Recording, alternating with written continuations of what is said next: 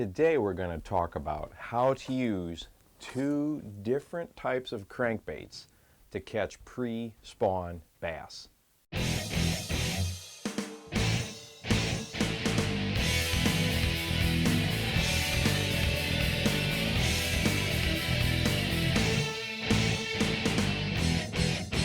Hi there, welcome to the Bass Fishing Life. I'm your host, Steve Rogers. Before the video gets going, make sure that you go ahead and hit that subscription button and punch that notification bell. You will have new content coming out 3 times a week. And don't forget to check out our new blog site, thebassfishinglife.com. We put new content on there all the time as well.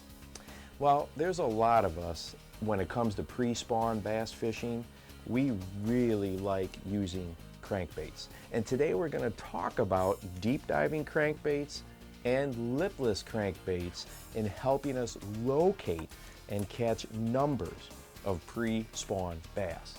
Now when it comes to the pre-spawn, we need to understand that these fish are still grouped up. They've been out there in their winter hangouts, their winter locations for maybe several months, and they've been in big groups out there. If you ice fish for bass, there's times when you drop that camera down through the hole, you might find 50 largemouth hanging out in one particular spot.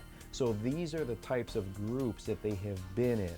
Now, the spawn is coming, but the water temps are not quite there yet, and they're not ready to get up there and start the whole routine ritual. So they're in what we call a pre-spawn mode. They're coming out of their winter locations, moving to spawning areas, and they are still going to be, for the most part, in groups. So you're going to be going through a lot of empty water, but when you find them, you've probably found a bunch.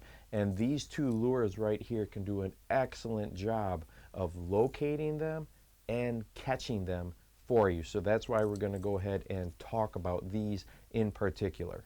Let's go ahead and start off with your deep diving crankbait. So this one happens to be a 6XD, and depending on the lake that you're fishing, the river that you're fishing, you may have to vary the depth. But what I want to talk about is where we're fishing these deep divers. I like to start 2 cast lengths from the shore.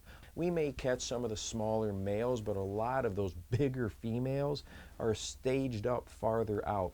So make sure to start, I like to be 2 casts off the shore, and adjust your deep diver based on how deep that is. So maybe you're trying to target 12 foot of water. Maybe you're hitting 20 foot of water, but make sure that you're a couple cast lengths off the shore. The other thing that we're going to try to narrow down with these deep divers is cover on structure. Okay, so maybe we're going to start off, we've got some videos out about catching pre-spawn bass. Now I'm going to start on a main point and then work my way to the back of a cove or a channel or a pocket. So if I'm starting out on that main point, and let's say I'm fishing a point that's mainly gravel, okay, or pea gravel, let's say small gravel, can I find a boulder on that? Is there a stump out there?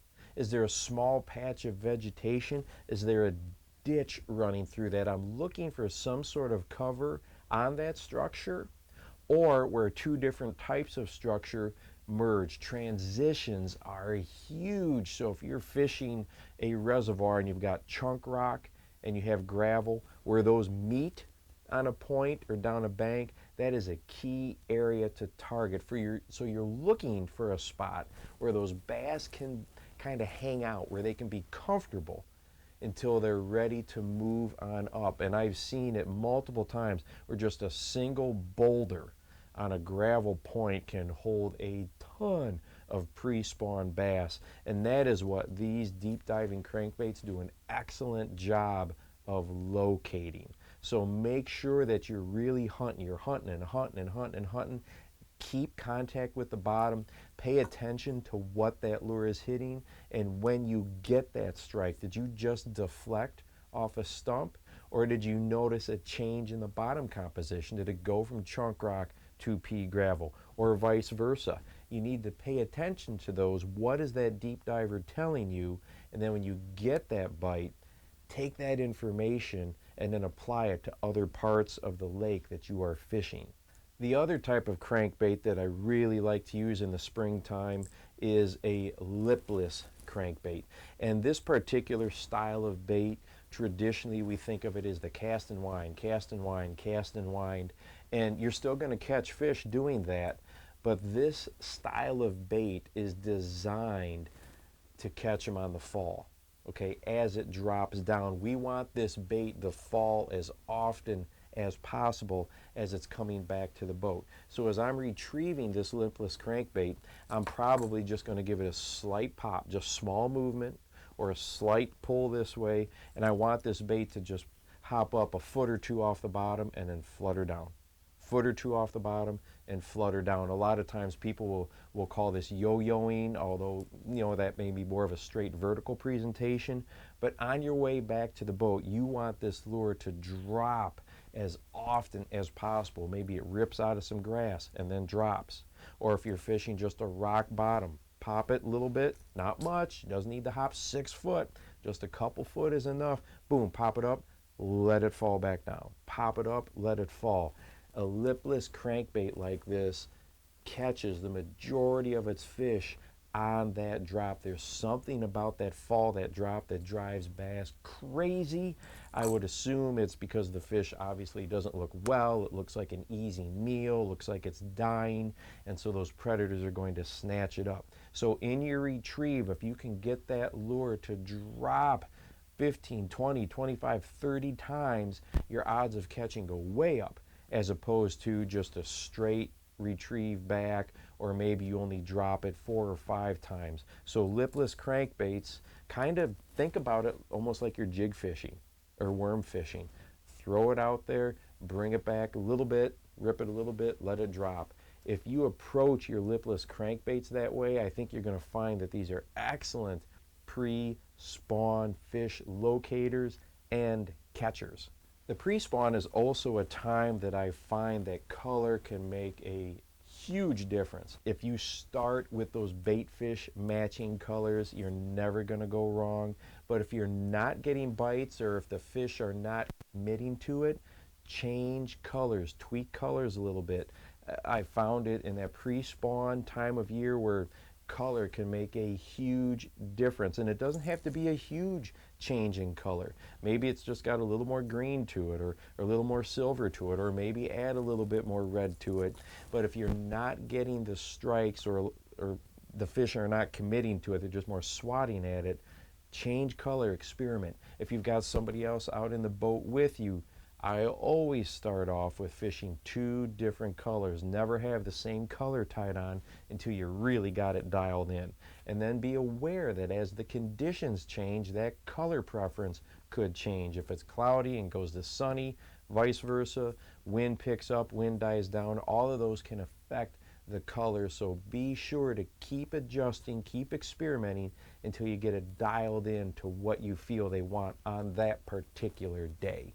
It's a lot of hunting. You're going to fish through a lot of empty water until you locate them. And once you do locate them, don't move right past them.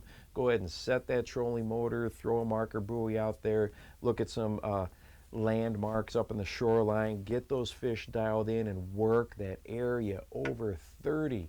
Like we mentioned earlier in the video, in the winter, they may have been schooled up in 30, 40, or 50 bass hanging out in one school, and they're going to move up in those big groups before they then spread out during that spawning stage. So once you find them, work the area carefully, and if the bite slows down with a deep diver or a lipless crankbait, then go ahead and follow them up with some of your soft plastics. Maybe throw your wacky rigs out there, your Ned rigs, but just know that in the pre-spawn, you're going to do lots and lots of looking until you find them, and that's okay. It may take 3 hours before you locate them, but once you locate them, you could have an amazing day and catch some real giants as they're coming up, thinking about spawning in the spring of the year.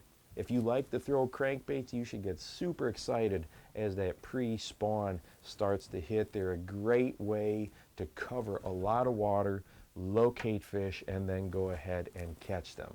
Hey, don't forget to go out and encourage somebody today. You never know how you might just change their life. For the Bass Fishing Life, I'm your host, Steve Rogers.